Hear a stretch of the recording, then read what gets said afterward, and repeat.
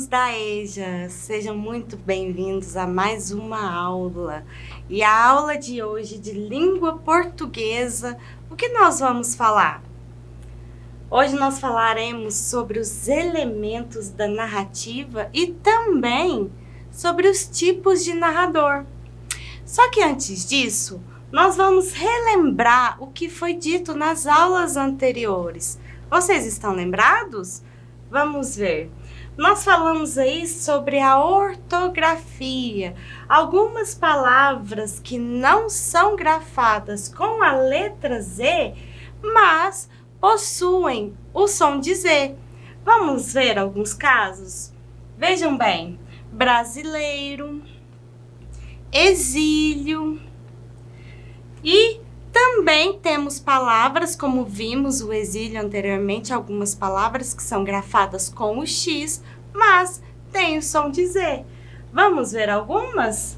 Vejam bem: exagerado, exaltação, exaltado, exato, exemplo, exercício, exonerar, exorbitante, exótico e exuberante.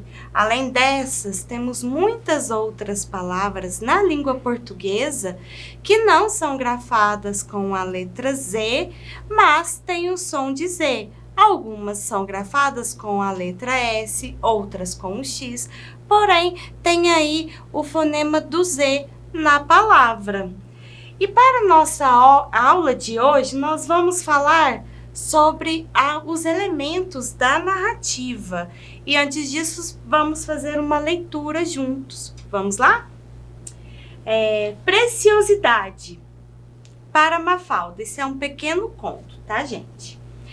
De manhã cedo, era sempre a mesma coisa renovada. Acordar. O que era vagaroso, desdobrado, vasto, vastamente ela abria os olhos. Tinha 15 anos e não era bonita, mas por dentro da magreza, a vastidão quase majestosa, em que se movia como dentro de uma meditação. E dentro da nebulosidade, algo precioso, que não se espreguiçava, não se comprometia, não se contaminava, que era intenso como uma joia. Ela acordava antes de todos, pois, para ir à escola, teria que pegar um ônibus e um bonde, o que lhe tomaria 1 hora, o que lhe daria 1 hora, de devaneio agudo como um crime. O vento da manhã violentando a janela e o rosto até que os lábios ficavam duros, gelados. Então ela sorria, como se sorrir fosse em si um objetivo. Tudo isso aconteceria se tivesse a sorte de ninguém olhar para ela.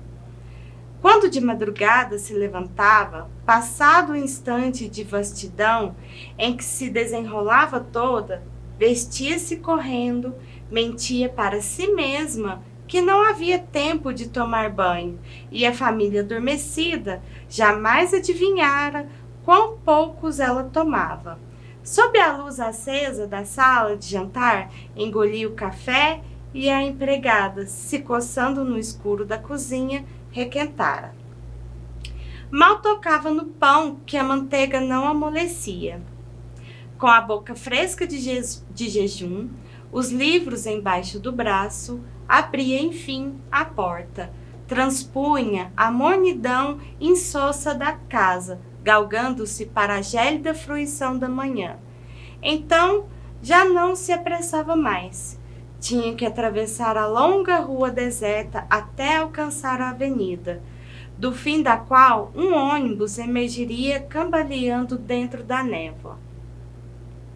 Com as luzes da noite ainda acesas no farol, ao vento de junho, o ato misterioso, autoritário e perfeito era erguer o braço, e já de longe o ônibus trêmulo começava a se deformar, obedecendo à arrogância de seu corpo, representante de um poder supremo.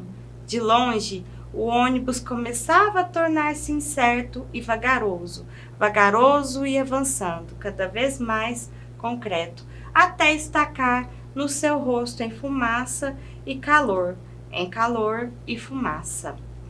Bom, esse trechinho de conto foi retirado aí da obra da Clarice Lispector, com o título de Laços de Família. É uma obra que contém vários contos. E como nós sabemos, o conto é um dos gêneros narrativos, né? Nós sabemos que os textos narrativos são uma tipologia que narra. E contos é um dos gêneros narrativos mais comuns aí na literatura brasileira. E como é a estrutura, né? A estrutura de um conto é uma narrativa mais curta, diferente de um romance, que é mais longa, né? São poucos personagens, como vimos aí, falava apenas de uma moça, não é verdade? Espaço ou cenário limitado, né? A narrativa vai trazer aí o espaço onde acontece aquela história mais limitado. Aí ele falou da casa dela, da cozinha, enquanto outras narrativas mais longas vão trazer mais detalhes ali do espaço. Vai trazer assim um recorte temporal também reduzido, ou seja, já vai pular ali para outros fatos, né? E elementos que nós temos aí em narrativas.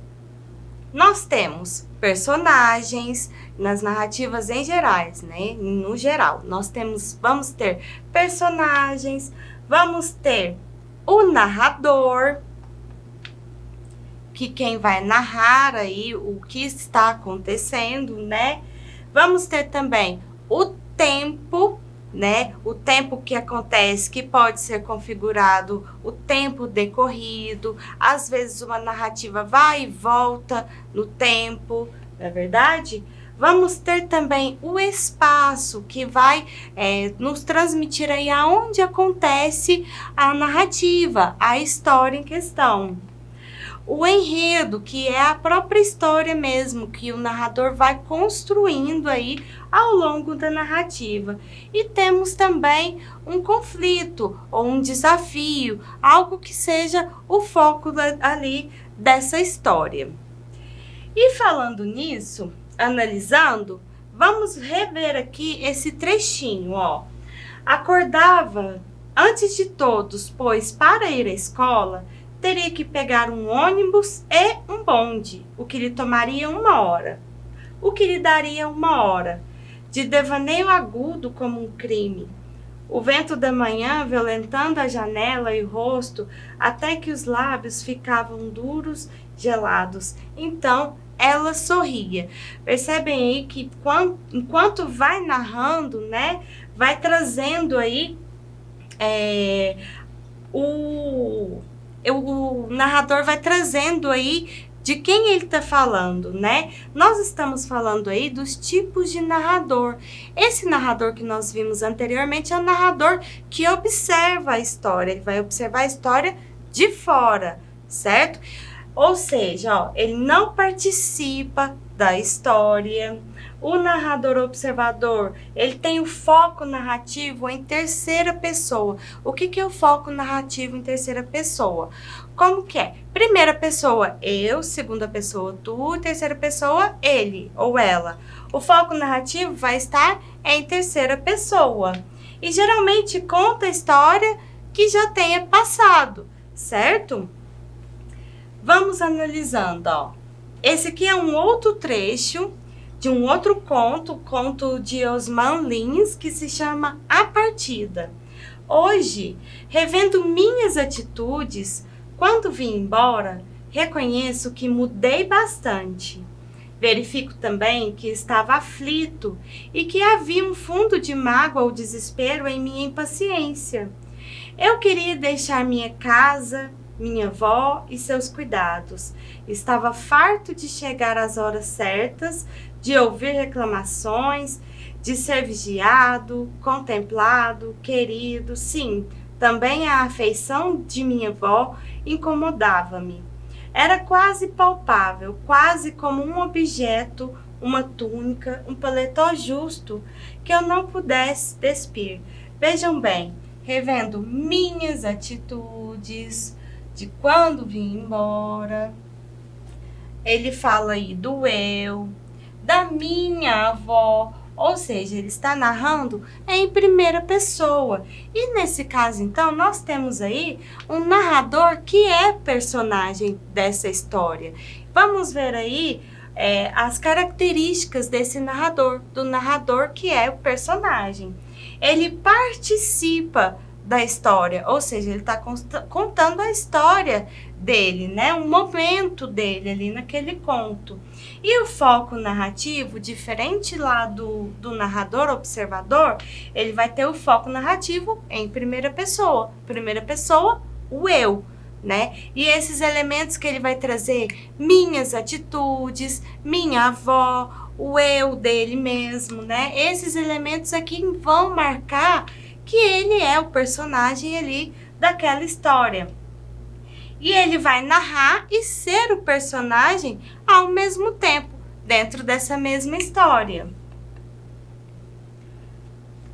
E o narrador personagem, ele pode ser um protagonista, falar da história dele mesmo, ou ele pode estar narrando a história de outra pessoa, mas mesmo assim ele está participando, né? Ele é como se fosse a testemunha. E também nós temos, além do narrador observador, o narrador personagem, nós temos aí o narrador onisciente, né? Esse narrador, ele não participa da história, mas ele faz observações sobre os acontecimentos, né? Ele sabe, ele vai saber aí dos sentimentos das personagens, né? Do psicológico, ele sabe tudo, ele é onisciente. Ou seja, ele sabe tudo da história. Numa narrativa mais longa, por exemplo, vamos ter aí outros personagens secundários. Ele vai saber de tudo, né? E o foco narrativo é também em terceira pessoa, assim como o narrador observador. E, como disse anteriormente, é um narrador que sabe de tudo. Bom, pessoal, essa foi a nossa aula de hoje. Eu espero vocês na nossa próxima aula. Até lá!